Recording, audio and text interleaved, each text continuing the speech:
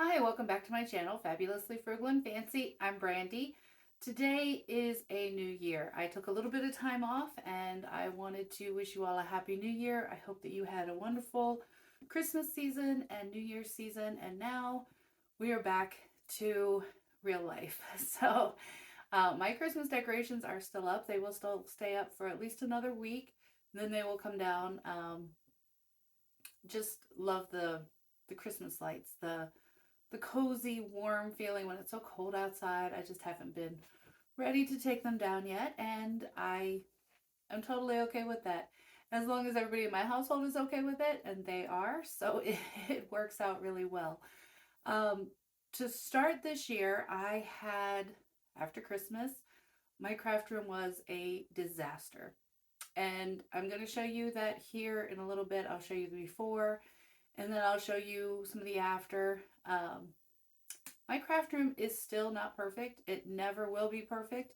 I'm trying to adopt in my craft room the saying that I heard from another YouTuber, Natalie Bennett.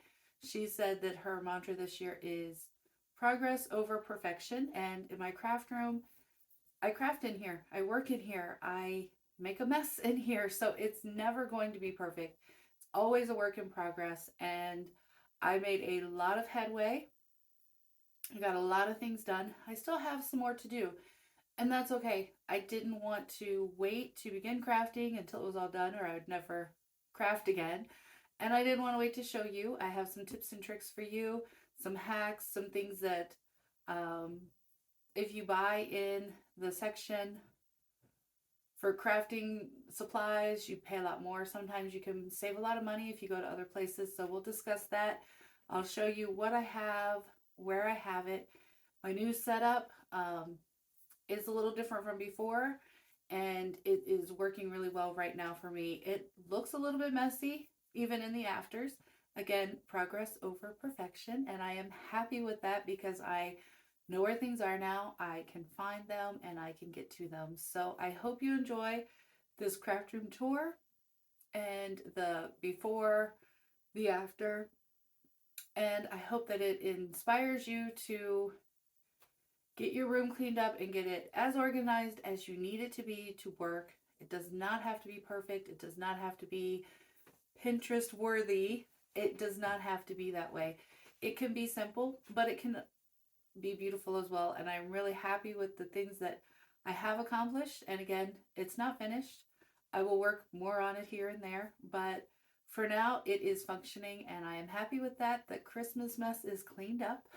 And if you are anything like me, there's always one area in your house that is the throw zone, the work zone area during Christmas. And my craft room was that. I wrapped presents here. I had all the presents and all of the crafts going all at once, and this room was just chaos. And I'm happy to get it back to functioning. So let's get into the tour and I will show you what I did. I'll see you soon. All right, so here's a before of what my crafting looks like. Just kind of things piled everywhere. Um, a mess, actually. So let's see what it looks like after. All right, so here, this is a hanging rack that I got off Amazon. I use it for my ribbon on the back of the door. It doesn't hold all of my ribbon, but it does a pretty good job. These are just the crates from Dollar Tree, zip tied together. This is just a little shelf I got from IKEA. A little rolling cart over there in the corner. My IKEA desk, top and legs, and then my other little rolling cart that sits beside. This area here is still not organized, but again, progress over perfection. All right, we're going to start with this little wooden, I don't know, shelf with drawers. I've had this for a long time. I just used my larger ribbon in here, and then I took this IKEA um, drawer unit here, and then I just painted it black. It was green and white. I got it off the clearance. Now here's what I used for this. This stuff came from Harbor Freight. It's made for a toolbox, and this stuff is drawer liners. It keeps everything in its place. Like, it kind of grips the tools so they don't move or shift all that much. So it holds the tools in place so that every time I'm opening and closing the drawer, it does not slide all over. Now this stuff was like $5 for this roll, and I used this piece of cardboard. I used my cutting mat. The cardboard is a template of the drawer. I just cut it down to the size of the inside of the drawer to where it would fit inside of the drawer. I just take my box cutter and cut out enough for the drawers. So again, here's some of my drawers. I just have different tools and so forth in here. And again, this liner here, it's $6 and it keeps everything in its place. So every time I open the drawers and close them, things aren't sliding all the way to the back, because that's what was happening before.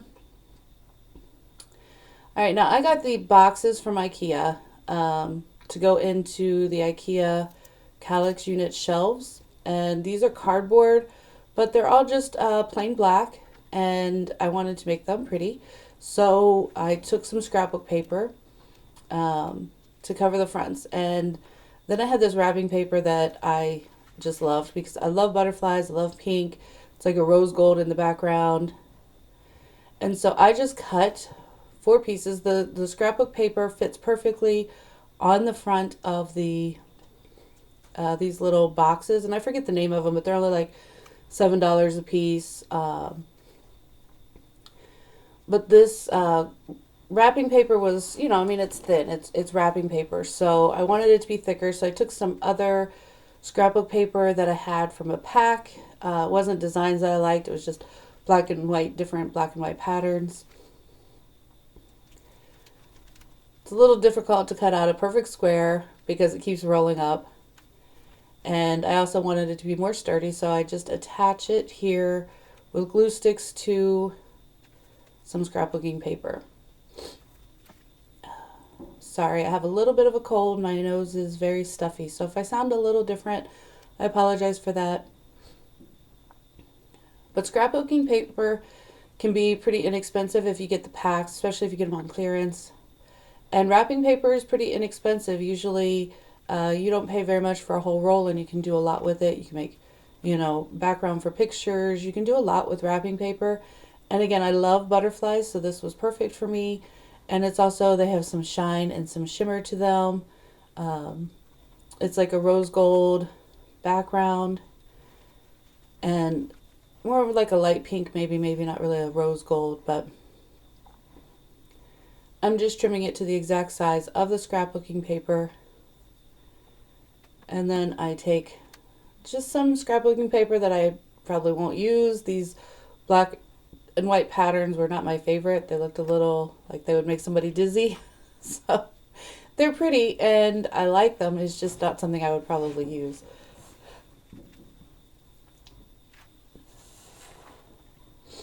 I trim off the excess there just because it's, that's where the perforated line was and it came out of the pack above it. So I just use simple glue sticks, attach the wrapping paper to the cardstock, the scrapbooking paper, just to make it thick, make it more sturdy so it wouldn't just rip when I'm pulling in and out of the drawers and getting them, little cubbies, getting them out of there.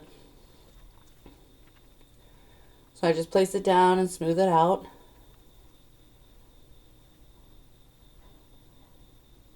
Now, if you have a thinner wrapping paper, one that you could see through, you might want to do like a pattern behind it.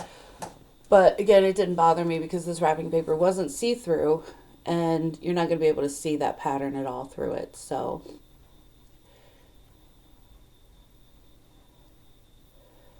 and then to attach these to the boxes, I simply do the same thing. I'll show you that here in just a moment. I apologize, I kind of left in all 3 of these and I didn't intend to. I thought I cut that out, but I just do 3 of them with the butterfly paper. And again, I love butterflies. You can pick whatever design you want. These boxes are just plain black, and to me that was just a little too much. I like the black shelves, and I got the Kallax units from IKEA. I got these boxes from IKEA. They fit in there perfectly and they hold quite a bit of stuff. Now, if you want, I do plan on going back and kind of micro organizing inside the containers. I just separate everything. I haven't made labels yet or anything, and you'll see that in just a moment. I just kind of divided my stuff up into different categories, put them in the boxes, and I do have smaller containers to go back in and kind of micro organize. But for now, this works. And again, progress over perfection. My things are organized in different categories, and I can pull out a bin, look through it, and get what I want for now.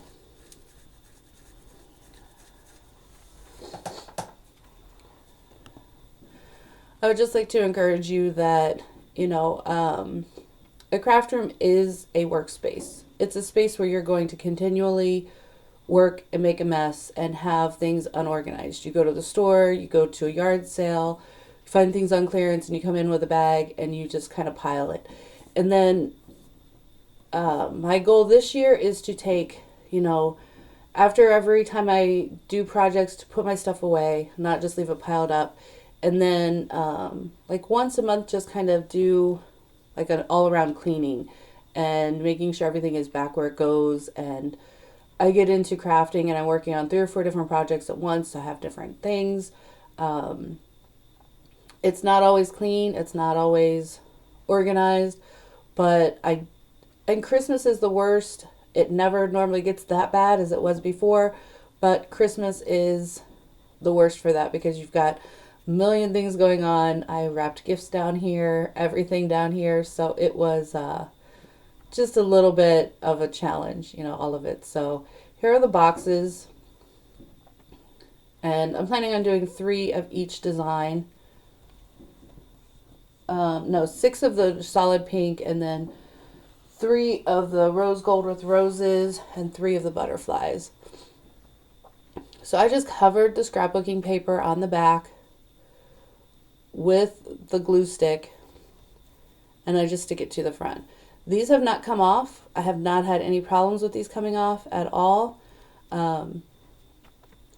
Once that is all done, I do go back in and cut the handholds, and I'll show you that in just a moment as well.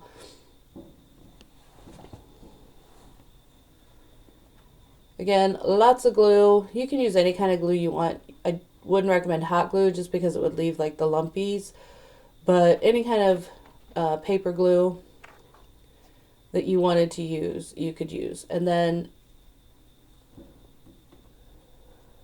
I had 12 of these boxes.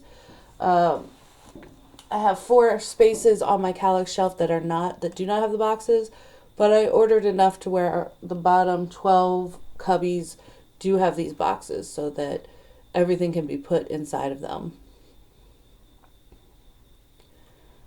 Again, I do 6 of the solid pink, 3 of the rose gold with the roses, and 3 with the butterfly pattern. All of the scrapbooking paper has come from various stores. AC Moore was going out of business in my area a while ago, and I went and stocked up on stuff because it was just so cheap. And a lot of the scrapbooking paper I got from there. I don't do a ton with scrapbooking paper, so I don't buy it very often because a lot of times it's overpriced. If, for just one piece, sometimes it can be pricey. So I just like to get it when it's on clearance, after season or whatever, so that I have it. If I need it for something, sometimes I'll go buy it, but I usually just work with what I have because I do have quite a bit. Like I said, when AC Moore was going out of business, I really stocked up on stuff because the prices were just so inexpensive. It was like 3 cents for a piece of scrapbooking paper when it all equaled out to the price when they were going out of business. So if you see a store like that, just try to stock up, and then you can use it for a long time. If you are a habitual crafter, you know that those things can add up in price. So as a bargain shopper and as a frugal person, I do try to get things on sale whenever I can, and when I can, I tend to stock up on them to last me for a very long time.